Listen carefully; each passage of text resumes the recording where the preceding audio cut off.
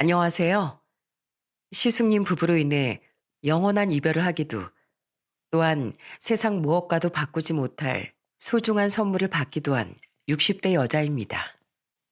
제가 생을 마무리할 때까지 잊지 못할 시숙님 부부, 특히 저희 형님과의 웃고 울었던 과거사에 대해 지금부터 이야기해 볼까 해요. 저는 지방에서 태어났습니다. 부모님은 작은 식당을 함께 운영하며 저와 오빠를 키우셨죠. 오빠는 연애 결혼을 했지만 저는 중매로 인해 남편을 만나게 됐어요. 아주머니, 이 집 딸이 그렇게 참하다고 동네에 소문이 자자합니다. 영은이 홍기가 꽉 찼죠? 어디 우리 집안 사람이랑 인연 한번 맺어보시렵니까? 저는 부모님의 식당 일을 거들었는데 엄마가 4년 전 병을 앓으셨기에 그 사이엔 아빠 둘이서 식당 일을 했었어요. 아빠를 도우려다 보니 당시치곤 결혼이 많이 늦어졌죠. 엄마가 병을 이겨내고 식당에 다시 나오기 시작한 지 1년쯤 됐을 때 식당 단골 손님이던 한 아저씨께서 먼 친척과 제 중매를 서주셨습니다. 당시 서울에서 공장을 다니고 있다던 남편 또한 일만 하다 홍기를 놓쳤다고 했는데 만나보니까 인상이 참 좋더라고요. 그렇게 우린 제 나이 29에 백년 가약을 맺게 되었죠. 우리 작은 애까지 장가를 보냈으니 이제야 우리가 큰 숙제를 끝낸 기분이구나. 둘째 네가 우리 집안 복덩이야. 우리 둘째는 어쩜 이렇게 마음씨도 곱고 예쁘니? 작은 아들이 나이 32에 겨우 장가를 가니 네 시엄마가 새아가 네가 예뻐 죽겠나 보다. 이제 손주만 순풍순풍 낳아주면 더 바랄 게 없구나. 시부모님은 평생 시골에서 농사를 짓고 살던 분들이셨습니다.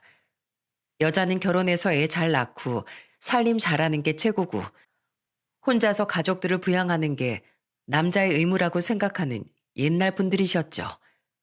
하지만 평생 그런 환경에서 살아오셨으니 두 분의 생각이 고리타분하다고 느끼진 않았어요.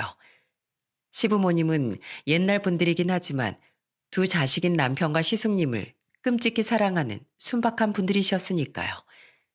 저는 서울에 살던 남편을 따라 서울로 상경했습니다. 버스 타고 20분 거리엔 우리보다 3년 먼저 결혼한 시숙님 부부가 살고 있었어요. 시숙님은 남편이 일하던 공장이 아닌 조금 더 규모가 큰 공장을 다니고 있었고 형님은 저처럼 주부셨죠. 우리 서방님이 얼마나 천사 같은 색시를 만나려고 결혼을 안 하시나 했더니 이렇게 눈이 높으신 줄은 미처 몰랐지 뭐야.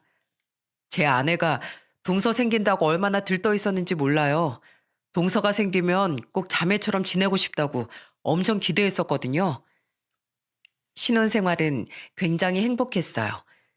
사람 좋던 시숙님 부부와 우리 부부는 자주 왕래를 했고 형님은 제게 이것저것 챙겨주려 굉장히 노력하셨습니다.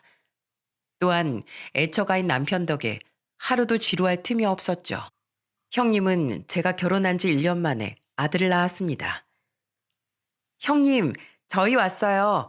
우리 성원이 얼마나 컸나 작은 엄마가 좀 볼까?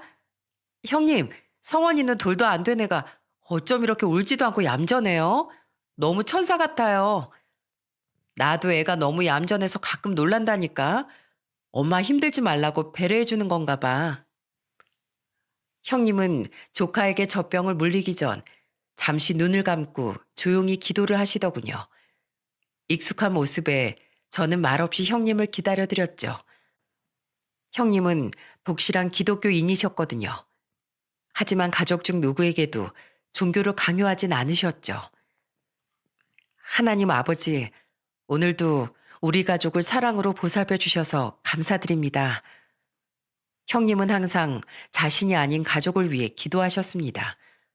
말뿐만이 아니라 형님은 평소에도 가족을 위해 헌신하는 좋은 아내이자 엄마였죠. 저와 남편, 그리고 시숙님은 비록 종교는 없지만 그런 형님의 신앙생활을 존중해드렸어요. 그런데 시부모님께선 유독 형님의 종교를 못마땅해 하셨습니다. 너 또 제사 지낼 때 속으로 그 네가 믿는 귀신한테 기도했지? 제사 지낼 때 정성을 다하지 않으면 조상님이 노하실 거다. 어머니, 이 사람 두 분 집 와선 유난 떠는 것처럼 보이기 싫다면서 입 밖으로 소리내서 기도한 적도 한 번도 없잖아요. 원래 기독교에선 절도 안 한다는데 이 사람은 꼬박꼬박 절도 하고요. 두 분께 피해 드리는 거 하나 없는데 왜 그렇게 이 사람 종교를 못마땅해 하세요? 그러지 마세요, 어머니. 가족하고 집안일밖에 모르는 집사람의 유일한 사생활, 저 존중해주고 싶어요. 옛날 분들이라 그런지 시부모님께선 서양에서 들어온 천주교, 개신교 등의 종교를 그저 귀신을 믿는 거라고 생각하셨어요. 정작 형님은 종교적 이유로 집안 행사나 제사 등 시댁 일에 불성실하게 참여한 적이 한 번도 없었는데도요. 조카가 2살 때 형님이 사고가 난 적이 있었어요. 그때 허리를 다쳐서 형님은 2주간 입원을 하셨는데 문병으로 오신 시부모님께서 형님께 이러시더군요. 교회를 다녀오다 다친 거라고? 네가 그렇게 좋아하던 너희 하나님은 항상 널 보살펴 준다고 하지 않았니? 너를 어떻게 보살펴 주고 있기에 자기 보러 왔다가 돌아가는 사람을 이 지경을 만든다니? 그러게. 에휴, 요즘 사람들은 사는 게 고달프지 않아서 그런지 참 할 일도 많아. 그러니까 괜히 교회 같은 데 갔다 오다 이런 사고나 당하지. 어머니, 아버지, 다쳐서 누워있는 사람한테 왜 말씀을 그렇게 하세요? 맞아요, 어머님, 아버님. 형님 괜히 더 속상하시겠어요. 알았다. 그만하마. 나도 너희 시아버지도 그냥 속상해서 하는 말이지. 저 몸집도 작은 애가 차에 치였다니까 속상하잖아. 여보, 동서, 난 괜찮아. 괜히 부모님께 그러지 마. 어머님, 아버님, 일부러 여기까지 올라와 주셔서 감사해요. 역시 며느리 사랑은 시부모님이라는 말이 딱 맞네요. 죽 잘 먹고 얼른 거뜬하게 일어날게요. 하지만 형님은 한 번도 시부모님께 불쾌한 감정을 표하지 않으셨어요. 평생 그런 생각을 가지고 살아오신 시부모님을 무작정 이해시키려고 하는 일이 오히려 두 분에게 가학적인 행동을 하는 거라고 말씀하시면서요. 형님은 그렇게 항상 주의를 먼저 생각하는 사려 깊은 분이었습니다. 저는 결혼 후 아이가 생기지 않아 무척이나 힘들어했는데 그런 저를 위로해 준 사람도 바로 형님이에요. 형님, 저 너무 초조해요. 정말 제 몸에 무슨 문제가 있는 거 아닐까요? 차분하게 기다려봐, 동서. 나도 32살에 우리 성원이 낳았잖아. 제 나이가 지금 32인데 아무런 소식도 없잖아요.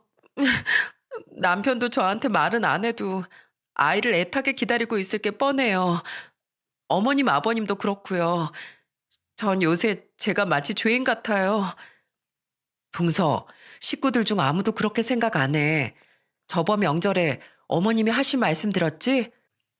인명은 온전히 하늘의 뜻이니까 아이가 안 생겨도 절대 동서 탓 아니라고 못 박으셨잖아. 동서, 나도 열심히 동서를 위해서 기도드리고 있어. 조금만 기다리면 좋은 소식 올 거야. 그러니까 절대 스스로 죄인이라는 소리 하지 마. 알았지? 나 속상해. 형님은 제 손을 잡고 기도를 해주셨습니다. 며칠 뒤 시숙님께 들어보니 형님은 집에서 식사를 하기 전에도 잠들기 전에도 항상 저를 위해 기도를 해주셨다는군요. 그렇게까지 저를 위해주는 형님에게 저는 무척이나 고마웠어요. 그런 형님 덕분이었을까요?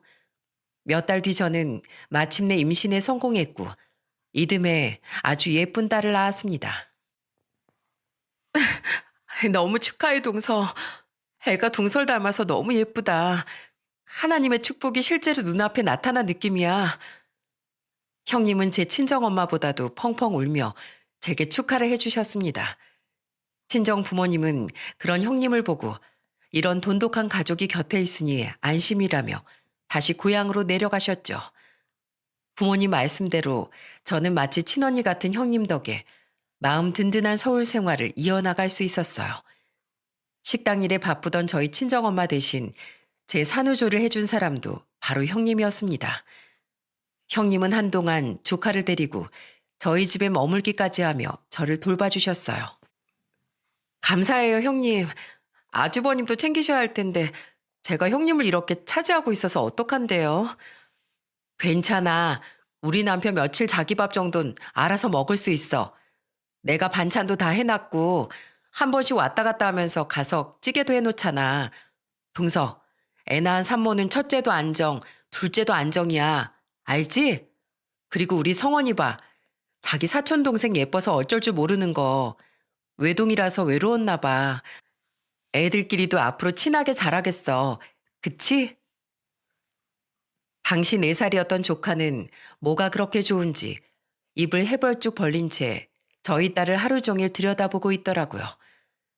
두 천사가 함께 있는 모습을 보니 행복이 배가 되는 기분이었죠. 부디 이 평화가 아주 오래 지속되기를 신도 믿지 않던 저는 괜히 속으로 기도해 보았어요. 하지만 저는 형님처럼 종교가 없었기 때문일까요? 제 기도는 이루어지지 않았습니다. 제가 딸을 이듬해부터 우리 가족에겐 태풍 같은 불행이 몰아치기 시작했거든요. 동서, 우리 남편 지금 병원에서 수술 받고 있어. 나도 방금 성원이랑 병원에 막 도착했어.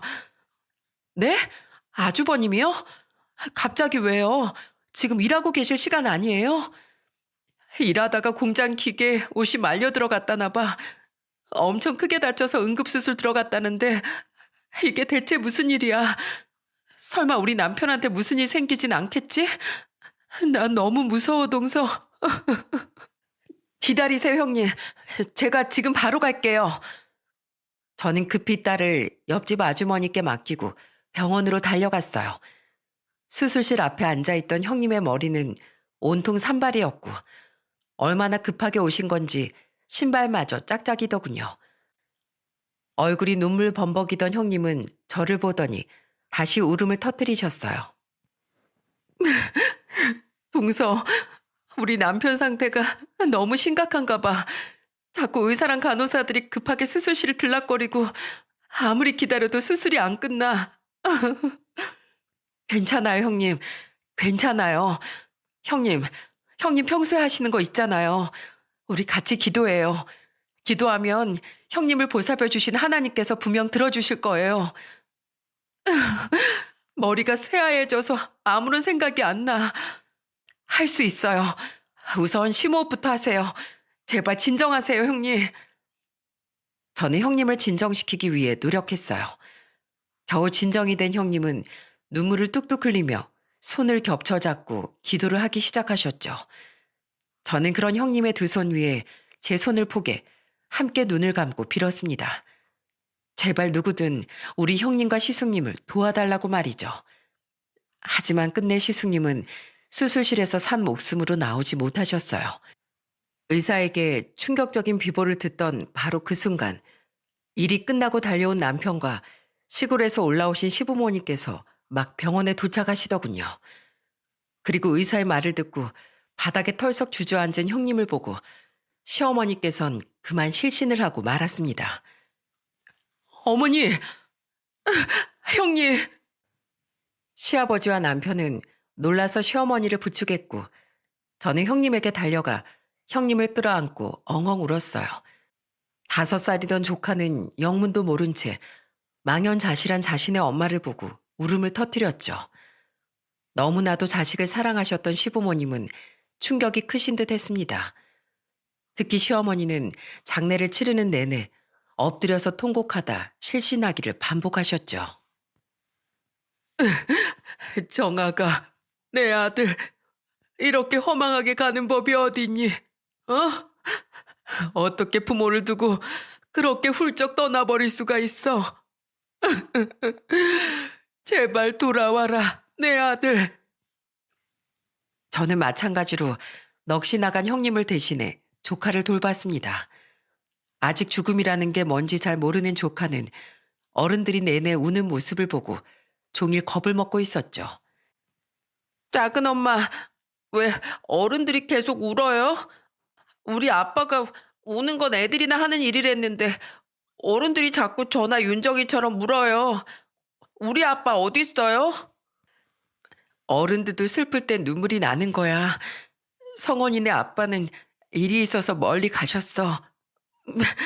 우리 성원이도 조금만 더 크면 아빠가 어디 가셨는지 알게 될 거야. 그러니까 그동안 성원이가 엄마 옆에 꼭 붙어서 엄마 지켜드리자. 알았지? 그토록 가족을 사랑했던 시숙님이건만 이 어린애와 형님을 두고 먼저 떠나기가 얼마나 괴로우셨을까요? 애지중지 키웠던 큰아들을 떠나보낸 시부모님과 하나밖에 없던 형을 잃은 남편의 고통은 또 얼마나 깊었겠어요. 저는 누구 하나 불쌍하지 않으니 없는 장례식장이 마치 슬픔으로 잠긴 바닷속처럼 느껴져 조카를 안고 울면서도 자꾸만 숨이 턱턱 막혀왔습니다. 저와 남편은 시부모님이 걱정되어 한동안 저희 집에서 시부모님을 모셨어요. 정신적 충격으로 인해 특히 시어머니의 몸이 많이 약해지셨거든요. 저는 시어머니를 병원에 모시고 다녔는데 착한 형님 또한 시어머니가 많이 걱정됐는지 저희 집에 자주 발걸음을 하시더군요. 그런데 문제는 슬픔에 빠진 시어머니가 원망의 화살을 형님에게 돌렸다는 겁니다. 너 왜 자꾸 와? 난 너 꼴도 보기 싫다. 너만 보면 내 병이 더 깊어지는 것 같으니까 내 눈에 띄지 말라고. 어머님, 형님도 지금 속이 말이 아니세요. 그 와중에 어머니 걱정돼서 찾아오신 건데 왜 그렇게 말씀하세요? 제가 우리 큰아들을 잡아먹은 거다. 예, 어머마. 너 어디 네 잘난 하나님한테 빌어봐라. 네가 그런 귀신한테 빌어서 우리 정학이한테 무슨 복이 왔니? 누가 누굴 보살펴줘? 그렇게 그 하나님이란 사람이 널 아껴줘서 넌 교회 다녀오다 허리 다치고 네 남편이 우리 큰아들은 그 큰 고통 속에 던져진 거냐? 이게 다 조상한테 정성을 다해야 할 제사 때 네가 그런 귀신한테 딴 마음을 품고 있어서 화로 돌아온 거야? 난 네가 죽도록 밉다. 내 아들 살려내. 살려내라고. 죄송해요, 어머님. 정말 죄송해요. 대체 뭐가 죄송하다는 건지 형님은 어머님의 원망 섞인 고함에도 그저 죄송하다는 말만 반복하더군요. 때문에 이후 형님은 저희 집으로 발걸음을 하지 못하셨어요. 저는 그런 형님이 걱정되어 시부모님 몰래 형님을 자주 들여다보았죠. 남편 또한 제게 종종 따로 돈을 챙겨주며 형님을 부탁했습니다. 형이 없는데 내가 형수님하고 성원이만 있는 집에 들락거리면 보기 안 좋잖아.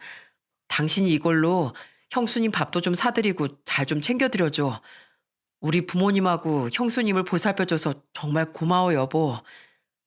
시부모님은 몇 달 뒤 다시 시골로 내려가셨습니다. 그냥 저희 집에 계시라고 해도 시부모님은 끝내 돌아가길 고집하셨죠. 의사도 이젠 나 많이 건강해졌다고 했어. 우린 평생 살아온 그곳이 훨씬 마음 편하다. 그리고 어머마, 네 형님에게 전하거라. 앞으로는 명절에도 절대 우리 집에 올 생각하지 말라고.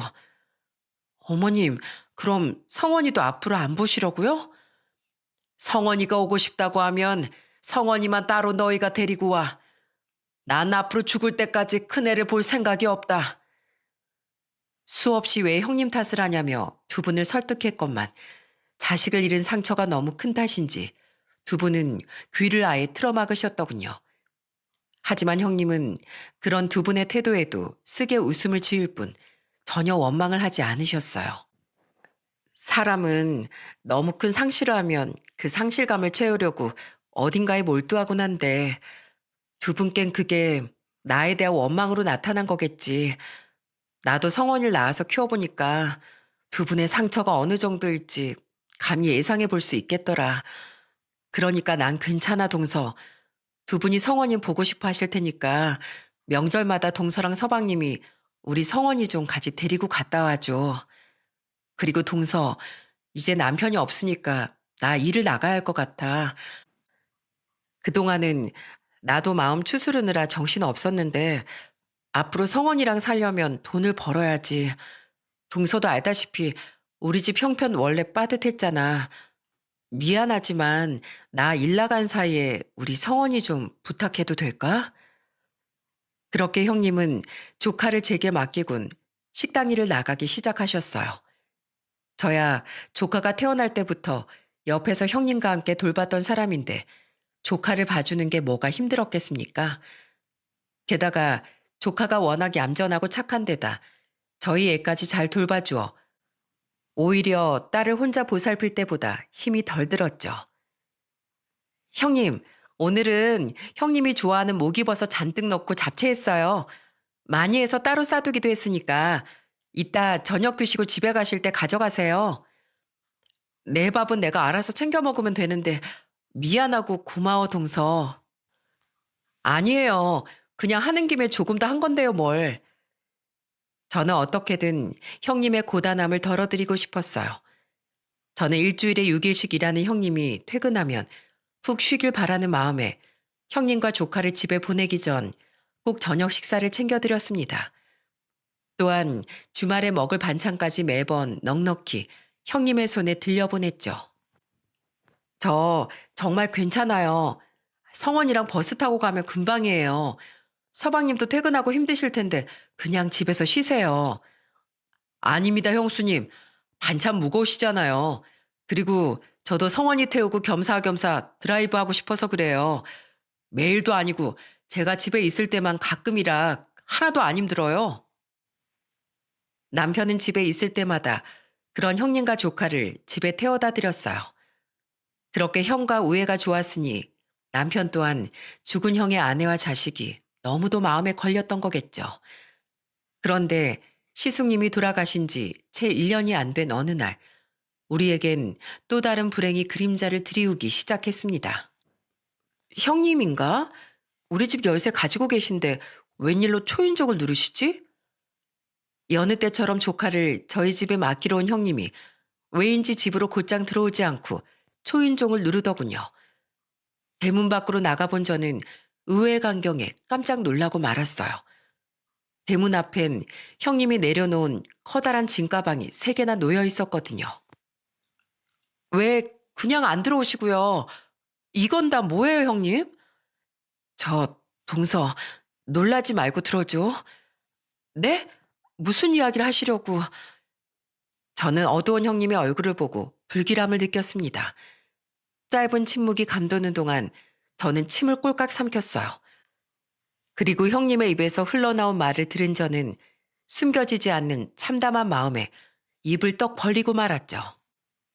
동서, 나 사실 요새 몸이 안 좋아서 한 번씩 일찍 퇴근하고 병원에 검사 받으러 다녔어.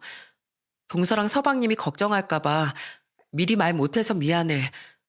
동서, 나 위암이래. 그것도 상황이 많이 안 좋대. 그래서 나 지금 입원하러 가는 길이야. 우선 항암 치료 받으면서 암 크기 줄이고 수술 받아보자고 하더라고. 암이요? 이렇게 갑자기요? 그러게 불행은 몰래 오는 걸 좋아한다더니 정말 그 말이 맞나 봐. 동서, 나 오늘 우리 성원이 동서한테 부탁하려고 이렇게 짐까지 다 싸들고 찾아온 거야. 그동안에도 동서랑 서방님 도움을 그렇게 받아놓고 이렇게 뻔뻔하게 더 큰 부탁을 해서 미안해. 내가 염치가 없어서 차마 동서 집에 들어가지 못하겠더라. 우리 성원이 데리고 동서 집안에까지 들어가면 내가 너무 당당하게 동서 집에 성원이를 두고 오는 느낌이 들 것 같더라고. 근데 동서도 알다시피 내가 지금 믿을 사람이 동서랑 서방님밖에 없어. 우리 엄만 일찍이 돌아가시고 아버진 딴살림 차리셔서 나한테 관심도 없는 거 알잖아. 그러니까 나 치료받고 다 나을 때까지 그때까지만 우리 성원이 좀 돌봐주라. 나 꼭 건강해져서 우리 성원이 찾아갈게. 정말 미안해. 우리 사이에 그게 왜 이렇게까지 미안해할 일이에요? 형님, 괜찮으세요? 이번 하루 어디로 가세요? 저도 같이 가요. 오늘 애 아빠 쉬는 날이라 집에 있어요. 성원이랑 우리 윤정이는 남편한테 맡겨두면 되니까 저랑 같이 병원 가요. 형님 입원하시는 거 제가 직접 챙겨드려야 마음이 편하겠어요. 6살이던 조카는 평소와 분위기가 많이 다르다는 걸 눈치챘는지 뒤돌아서 나가는 형님의 뒷모습에서 눈을 떼지 못하더군요. 자초지종을 들은 남편은 애써 놀란 마음을 진정시키며 그런 성원이를 달래고 있었죠. 저는 괜찮다는 형님의 만류에도 불구하고 형님의 입원 수속을 밟으러 함께 병원에 갔습니다. 환자복으로 갈아입은 형님은 괜히 제게 민망한 웃음을 보였죠. 예전에 입원했을 땐 2주 동안 불편해서 어떡하지 하는 생각이 들었는데 지금은 묘하게 마음이 편안하네. 이곳에 오래도록 머물 걸 내 몸도 마음도 잘 알고 있는 모양이야. 동서, 내 걱정은 너무 많이 하지 마. 내 옆엔 항상 하나님이 계셔. 난 조금도 외롭지 않아. 말씀은 그렇게 했지만 갑자기 암 판정을 받은 사람이 얼마나 두려웠겠습니까? 저는 조카를 유치원에 딸을 어린이집에 보내기 시작했어요. 당시 저희 집 형편도 썩 좋은 건 아니었지만 조금 무리를 해서라도 형님 옆을 지켜드리고 싶었거든요. 남편 또한 그런 저에게 고맙다고 말해 주었고요. 하지만 형님은 끝내 수술을 받지 못하셨습니다. 암 크기가 줄기는커녕 빠르게 전이까지 되기 시작했거든요. 병원에선 암이 너무 늦게 발견되었다며 이젠 진행 속도를 최대한 줄이는 것밖에 별다른 방법이 없다고 말하더군요. 형님은 자꾸만 야위어 갔어요. 그 와중에 형님을 웃게 만드는 사람은 조카뿐이었죠. 엄마, 우리 유치원에 명환이란 애가 있는데요. 걔가 우리 유치원에서 제일 달리기를 잘하거든요. 근데 어제 제가 시합에서 명환이 이겼어요. 애들이 저한테 박수 엄청 많이 쳐줬어요. 저 잘했죠? 우리 아들 최고네. 너무 멋있어. 엄마도 우리 명환이가 달리는 거 나중에 꼭 보고 싶다. 엄마가 볼 수 있게 그동안 제가 연습 많이 해놓을게요.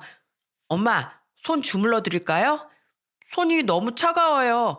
제 손은 무지 따뜻해요. 조카는 착하고 의젓했습니다. 병원에 올 때면 항상 이야기거리를 모아놨다가 형님에게 미주알 고주알 이야기를 하곤 했죠. 게다가 저는 어느 날 자기 전 조카의 모습을 보고 깜짝 놀라고 말았어요.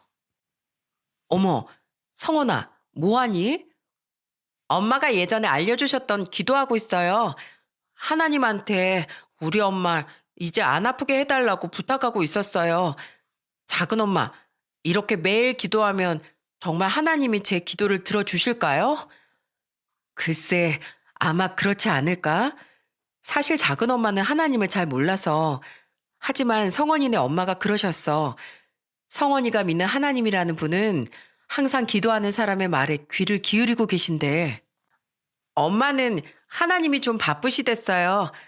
그래서 모든 사람의 기도를 다 들어주실 수는 없다고 하셨어요. 하나님이 들으실 수 있게 매일매일 소리내서 기도하고 있는데 전 너무 어려서 목소리가 작은 것 같아요. 그래서 하나님이 제 기도를 못 들어주시면 어떡하죠? 마음의 소리를 키우면 되지. 성원이는 속이 아주 깊은 아이니까 그만큼 마음이 내는 목소리도 클 거야. 작은 엄마도 성원이랑 같이 하나님한테 목소리를 내볼게. 그럼 덜 불안하지? 형님을 따라 나간 교회에서 배웠던 걸까요? 조카는 평소 지켜봤던 형님의 기도하는 모습을 그대로 따라하고 있더라고요. 엄마를 생각하는 조카의 간절한 마음이 너무 예쁘고 애틋해서 저는 할 줄도 모르는 기도를 조카와 함께 드리곤 했답니다. 형님은 시부모님께 말하지 말라고 저에게 간곡히 부탁했지만 저는 더 이상 형님이 아프다는 사실을 시부모님께 말하지 않을 수 없었어요. 제가 시부모님께 형님이 암투병 중이라는 사실을 말씀드리자 시부모님은 다음 날 곧장 서울로 올라오셨죠. 시부모님은 몰라보게 야인 형님을 보며 눈물을 터뜨리셨습니다. 동서, 어머님 아버님 걱정하신다니까 뭐하러 말했어. 어머님 아버님 저 괜찮아요. 울지 마세요. 오랜만에 뵀는데 이런 모습 보여드려서 죄송해요. 그걸 말이라고 하니? 우리 걱정이 대수야? 작은 애가 말 안 했으면 우리가 까맣게 몰랐을 거 아니야. 넌 끝까지 우리를 아주 나쁜 시부모로 만드는구나. 어머마, 내가 미안하다. 내가 그때 마음이 너무 힘들어서 괜히 너한테 원망을 쏟아냈다. 살려고 그렇게라도 안 하면 도저히 숨이 쉬어지질 않았어. 그렇다고 네가 이렇게 아프길 바랐던 게 아니다. 벌을 받으려면 너한테 모질게고 내가 받아야지. 왜 네가 이렇게 고통을 겪고 있었던 거니? 어머님, 벌이라뇨. 가당치 않은 말씀이세요. 전 어머님 마음 다 이해해요. 그리고 아직 아무도 모르는 거잖아요. 제가 이 병을 이겨내고 더 건강하게 살아갈 수 있을지도요. 그러니까 너무 걱정하지 마시고 마음 아파하지도 마세요. 농사일 때문에 다시 내려가 봐야 했던 시부모님은 다음 주 주말에 다시 내려오겠다고 말씀하시곤 그날 밤 시골로 내려가셨습니다. 시어머니는 마음이 무거운 듯 계속해서 형님을 뒤돌아보셨어요. 형님은 그런 시어머니께 다정히 웃어 보였죠. 하지만 이미 몸 상태가 많이 악화되어 있던 형님은 그 일주일을 채 버티지 못하고 그만 숨을 거두었어요. 시부모님이 집으로 돌아가신 다음 날부터 혼수 상태에 빠졌던 형님은 다음 날 단 한 번 잠시 정신을 차리더군요. 형님, 정신이 드세요? 저 정말 형님께 큰일 나는 줄 알았잖아요. 이렇게 정신이 돌아오셔서 다행이에요. 얼른 간호사 선생님 불러올게요. 동서. 네? 왜요? 어디 불편하세요? 내 얘기 좀 듣고 가. 동서, 우리 성원이 좀 잘 부탁해. 우리 착하고 불쌍한 성원이 나 대신 동서가 친자식처럼 좀 키워줘. 난 동서 믿어. 마지막까지 이런 부탁해서 정말 미안해. 형님, 형님, 정신 좀 차려보세요. 힘겹게 말을 이은 형님은 다시 정신을 놓으시더군요. 그 뒤 형님은 단 한 번도 깨어나지 못하셨어요. 그렇게 시부모님이 다녀가신 지 엿새 만에 형님은 조카만 세상에 남겨두고 영원히 돌아오지 못할 다리를 건너고 말았습니다. 암투병을 한 지 정확히 1년 1개월 만이었죠. 이걸 어쩌니. 어떻게 나한테 사지에 나갈 시간조차 주지 않고 이렇게 떠나버린 거냐, 어머마. 내가 정말 미안하다. 내가 그날 농사고 뭐고 네 옆을 떠났으면 안 됐던 거야. 너도 정하기도 어쩜 나한테 이렇게 무정하니.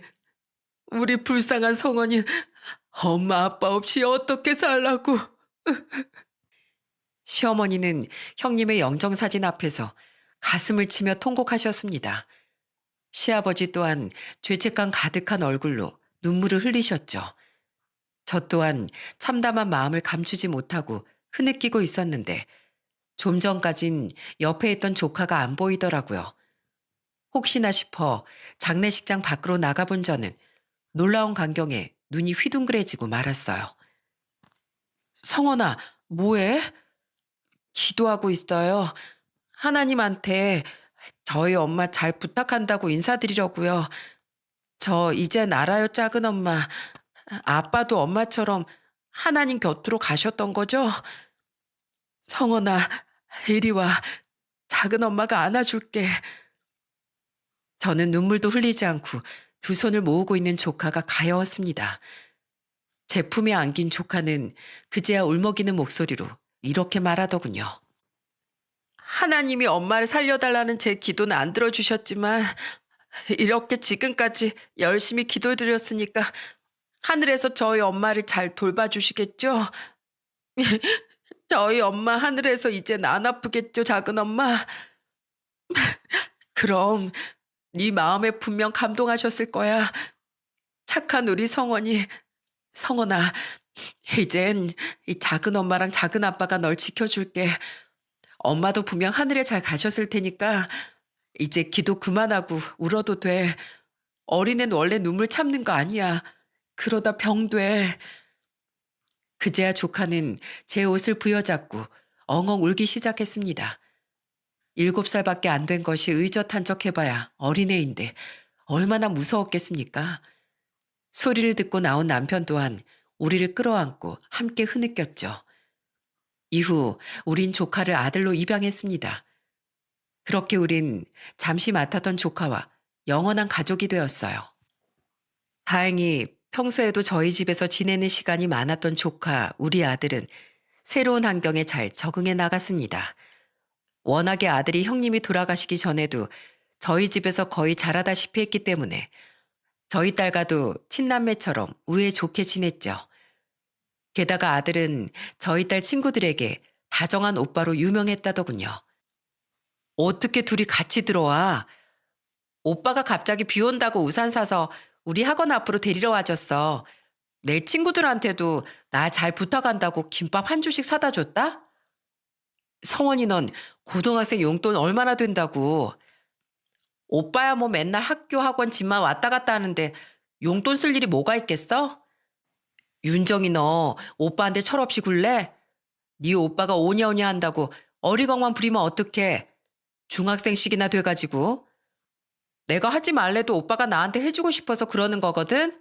엄만 잘 알지도 못하면서. 그치 오빠? 어머니, 윤정이 말이 맞아요.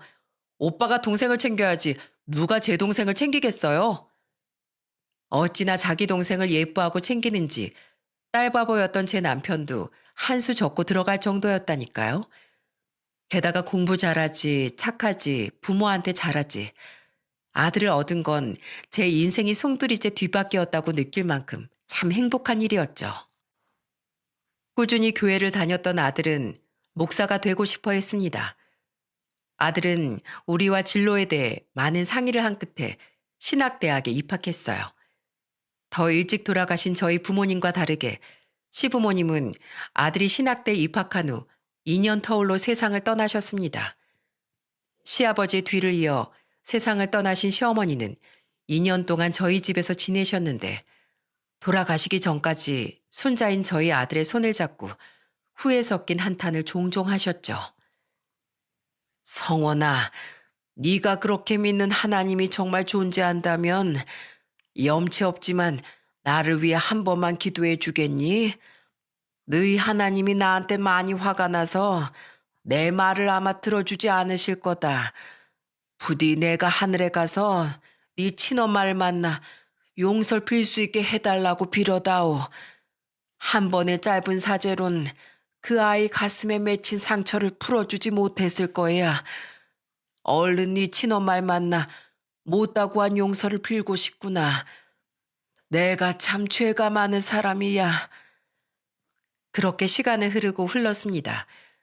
남편은 공장을 그만두고 아파트 경비원으로 일하기 시작했고 아들은 부목사에서 담임 목사가, 딸은 꾸준히 한 회사에 다니고 있었죠.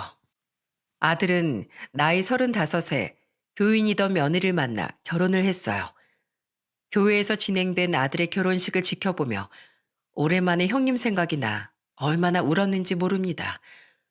오히려 1년 뒤 결혼한 딸의 결혼식 때보다도 훨씬 많이 말이죠.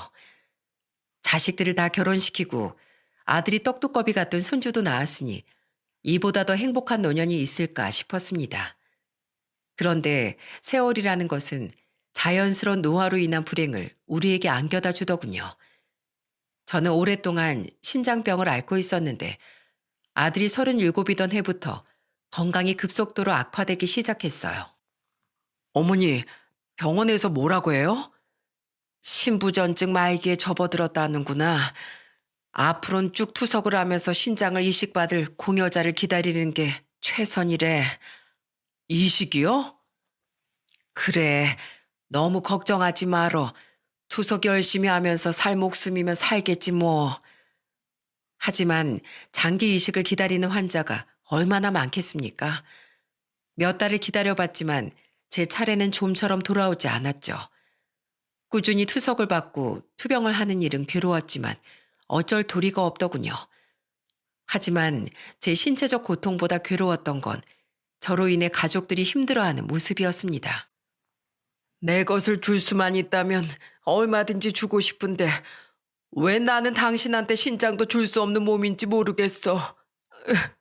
미안해 여보. 부적과 판정 난 게 어디 당신 탓인가요? 그리고 난 괜찮아요. 난 살면서 겪을 행복을 당신과 애들 덕분에 충분히 많이 겪었어요. 엄마, 하필 내가 지금 임신 중이어가지고 출산 후 3개월은 지나야 다시 적합 여부 검사를 받을 수 있대. 이러다 엄마한테 큰일 나면 어떡해? 정말 미안해, 엄마.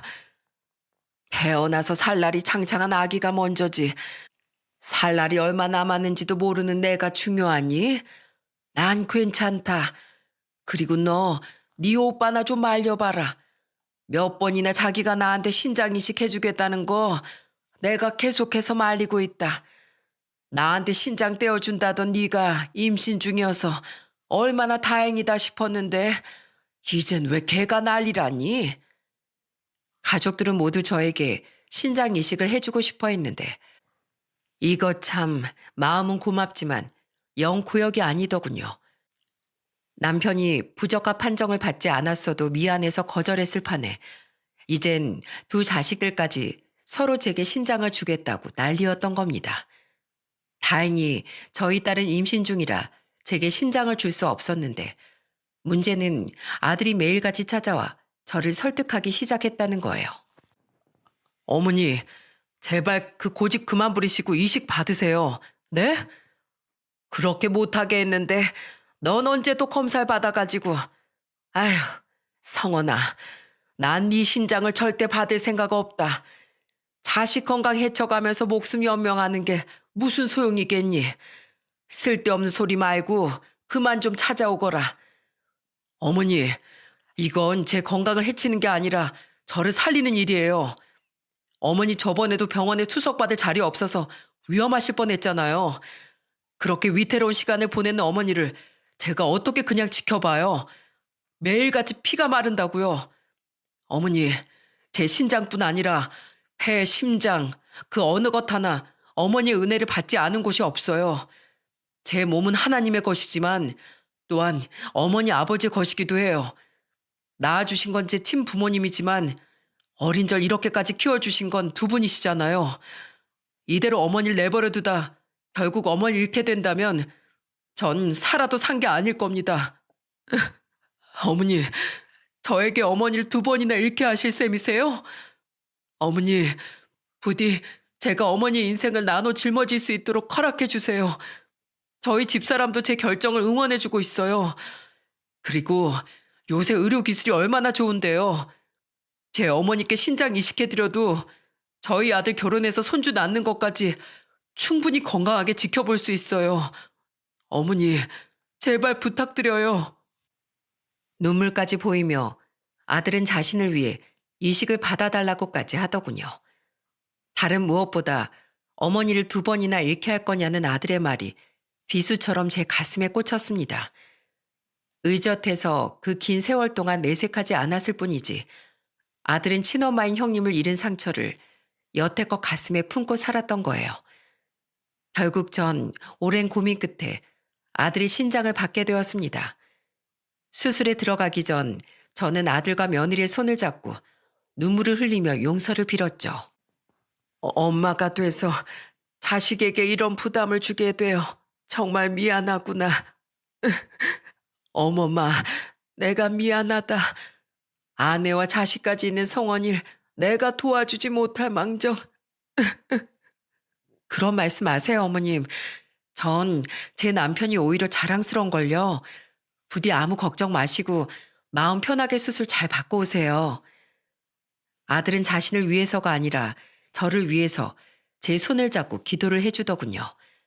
기도 덕분인지 아니면 아들의 조곤조곤하고 따뜻한 목소리 덕분인지 모르겠지만 아들이 기도를 마쳤을 쯤엔 제 마음은 전보다 많이 평온하게 가라앉아 있었죠.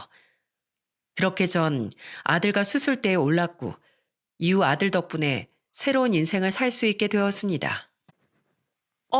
준우야, 뛰지 마. 그러다 다쳐. 얘 성원아, 뒤에 예성이도 따라서 뛴다. 둘 다 좀 작거라. 아이고, 늙어서 이제 애들 체력은 못 따라가겠구나. 엄마 사이랑 같이 치킨 배달 온 거 찾아왔어. 금요일 오라 그런지 한강에 사람이 바글바글하네. 근데 오빠랑 세원이는 왜 저쪽까지 가 있어? 어머, 준우랑 예성이가 언제 저기까지 갔대? 예성이는 어릴 때부터 촐싹거리던 너 닮아서 저렇게 볼볼거리고 돌아다닌다 치자. 근데 준우는 누굴 닮았다니? 지 아빠인 성원이는 어릴 때 있는지도 모르게 얌전했고 사돈댁 말 들어보니까 준호 어멈도 어릴 때 그렇게 조용했다는데 나는 알지. 당신이 뭘 알아요? 예전에 돌아가신 장모님이 말씀해 주셨어. 당신 맨날 형님 끌고 다니면서 골목대장 노릇하고 다녔다고. 피는 안 섞여도 손주가 할미를 닮았나 보네. 애먼 내 탓하지 말아요. 당신이나 아주버님이나 두 사람 다 어릴 적에 그렇게 속을 썩였다고 어머님이 얼마나 하소연을 하셨었는데요. 아무튼 성원이도 윤정이도 둘 다 아들을 낳았으니 애들끼리 서로 든든한 형제처럼 자랐으면 좋겠네요. 우리 성원이는 윤정이가 여동생이라고 너무 오냐오냐 했어. 형제끼리 좀 투덕거리기도 하고 의지도 하면서 자랐어야 했는데. 오빠는 천성이 절해서 내가 남동생이어도 똑같이 대했을걸? 여보, 당신이 나 가끔 철없다고 한숨 쉬었잖아. 그거 다 우리 오빠 때문이야. 오빠가 날 너무 오냐오냐 대했어서 그래. 형님, 전 우리의 엄마 세상에서 제일 사랑하지만 가끔은 형님이 참 밉습니다. 2년이 지난 지금 저는 아들 덕분에 건강한 몸을 되찾았어요. 덕분에 전 손주들의 재롱을 보며 아들과 딸 부부와 다 같이 자주 나들이도 다니곤 하죠. 신선한 공기를 들이쉬고 내쉬며 투석 걱정 없이 산다는 게 얼마나 소중한 일인지 이젠 알기에 저는 매일같이 감사하며 살아가고 있습니다. 특히 어려운 결정을 해준 아들에게 빚진 마음을 갚으려고 노력하고 있죠. 가끔 티끌 한 점 없이 행복해 보이는 가족들을 보면 저는 형님이 떠오릅니다. 그토록 자신이 아닌 가족들을 위해서만 기도했던 형님 덕분에 남은 가족들이 지금 이렇게 행복한 시간을 보낼 수 있게 된 걸까요? 형님의 끝없던 기도는 정말 하늘에 가 닿았던 걸까요? 물론 여전히 종교가 없는 전 끝까지 알 수 없는 일이겠지만 마지막까지도 형님은 가족들이 행복할 거라고 믿으며 눈을 감았을 거라고 생각합니다. 한 번도 종교에 대한 믿음을 의심한 적 없던 형님이었으니 끝까지 종교로 인한 위안을 받으셨을 거라고 생각해요. 그리고 그 형님의 믿음을 이어가고 있는 산성인 같은 우리 아들을 분명 하늘에서 자랑스러워하고 있을 거라고 믿고 있죠. 여러분, 세상엔 불교, 천주교, 개신교 등 많은 종교가 있죠. 저는 남에게 피해를 주지 않는 선에서 내면에 자리한 굳건한 믿음으로 자신의 중심을 지키고 선한 마음을 주변에 전하는 많은 종교인들에게 존경의 마음을 전하고 싶어 이 사연을 신청하게 되었습니다. 마치 주위의 선한 마음을 전하는데 인생을 바친 저희 아들과 같은 분들께 말이죠. 또한 비록 저는 종교를 통하진 않더라도 아들에게 입은 은혜를 다른 이들에 대한 봉사와 기부로 갚아나가며 살아갈 거예요. 아들은 제게 꼭 종교를 믿어야만 하나님의 뜻을 실천할 수 있는 게 아니라 저처럼 남을 도우며 사는 것이 바로 종교인들이 추구하는 삶이라고 말해주더라고요. 그러니 제 사연을 들으신 많은 분들도 종교를 통하든 통하지 않든 항상 선하고 이타적인 마음을 잊지 않고 살아가셨으면 좋겠습니다. 형님이 제게 또한 저와 남편이 형님과 아들에게 마지막으로 아들이 제게 따뜻한 손길을 내밀었던 것처럼 우린 모두 다른 사람의 도움과 애정 없인 세상을 살아갈 수 없는 존재니까요. 요새 일교차가 찹니다. 특히 나이 많으신 분들은 이럴 때 감기와 독감에 특히나 조심하셨으면 좋겠어요. 제 사연을 끝까지 들어주셔서 정말 감사합니다.